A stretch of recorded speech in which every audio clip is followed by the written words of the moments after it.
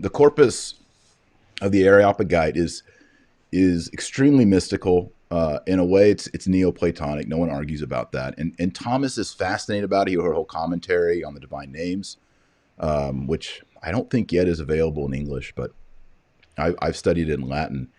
And in this, we see that the mystical life is a participation, and we find the threefold way: the purgative, the illuminative, and the unitive. And you talk about this all the time, Dan, and I want to give you time to elaborate on it.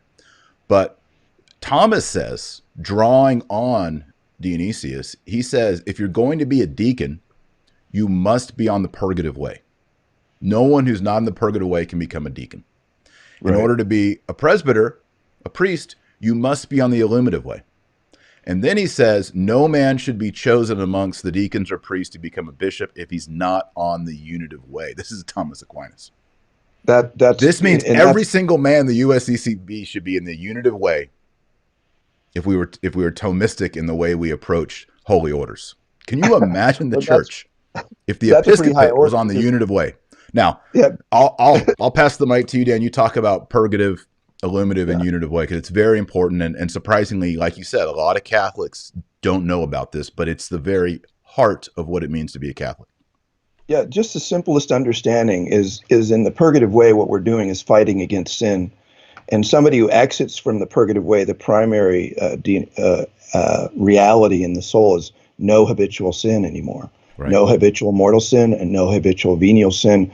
Of course, there's a constant practice of mental prayer and the progress in prayer. But the easiest one is there's no habitual sin. So what Thomas is saying... I think particularly Thomas says no mortal sin in the purgative way. Right. Yeah. Right.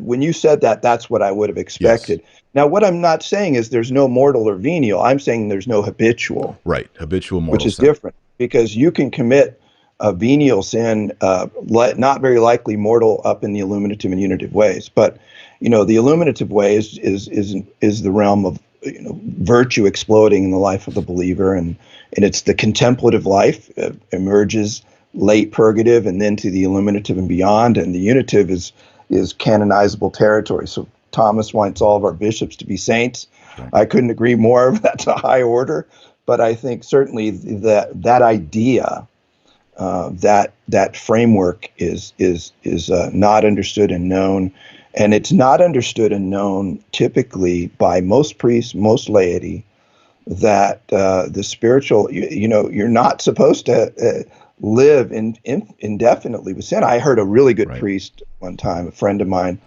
say, I went to confession and I confessed the same thing I've confessed for the last 20 years. And I thought, oh, dear Lord, please help him to find some way to see that that's not your calling for him. He's a good priest. He's fighting a good fight. But anyway, where else do you want to go?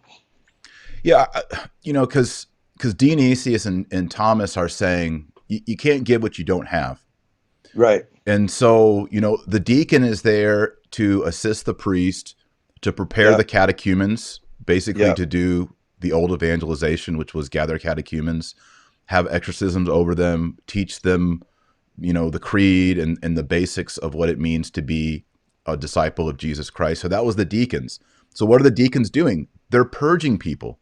They're bringing people from paganism to the catechumenate, to baptism, to the life of grace, to the Eucharist. Yeah. So if the deacons are purging, they need to be already on the purgative way, or how are they going to instruct people to come in? Exactly. And then the priests, by administering the sacraments, they're the ones illuminating people and giving them the light through baptism, through the whole Eucharist, etc. Yep. And confession, of course. And then the bishops, a bishop, we hear our bishops saying, well, we're all about the unity. We don't want to break the unity. Well, the unity that we have as Christians on earth is based on our union with God. Otherwise, there will be no unity down here. And so if the bishops are supposed to be communicating unity in the church, they need to be on the unitive way in partaking of the divine, nature of Christ, and have this really deep mystical union. So Thomas is drawing on Dionysius, who it's a Pauline idea as well. It's an Old Testament idea that these bishop, priests, and deacons are communicating down into the world these graces and these realities because they're already in those three levels. Right. And And that's what makes holy orders work. If you're a right. bishop and you're just constantly in mortal sin, how are you going to bring about unity amongst the church, and how are you going to bring souls into union with God? It's not going to happen. Exactly. That was really well said. The other thing just a side note on unity, and I'd like to speak to our folks who are living in the Novus Ordo realm. When you're told to adopt postures and an approach to the Eucharist that are contrary to church teaching, for the sake of unity, no priest can make you sin. No priest can make you do something against the magisterium. That is a false notion that's crept in even among faithful Novus Ordo priests. Right. I just want to make a note about that. There is no such thing as unity around false teaching.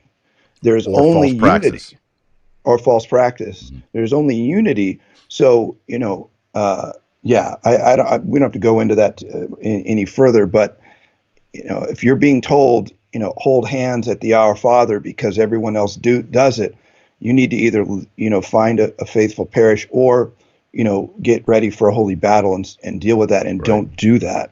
If you're told you can't kneel to receive communion, you need to kneel to receive communion regardless of the consequences. It's false teaching to say that you need to do what everybody else is doing if they're going against the magisterium. And this is a touchy point because, of course, the USCCB allows for both postures. But in our community, what we teach is, and we have people in the Latin Mass and people in Novus Ordo, we teach you, if there's an option, you always choose the most humble, the most reverent. So always on your knees, always with humility, always recognizing the true body, blood, soul, and divinity of Christ, and that no one can make you do something contrary to what it means to humbly kneel before the Lord. So we need to do that, and you shouldn't be receiving in the hand. That's a whole other issue. But Amen.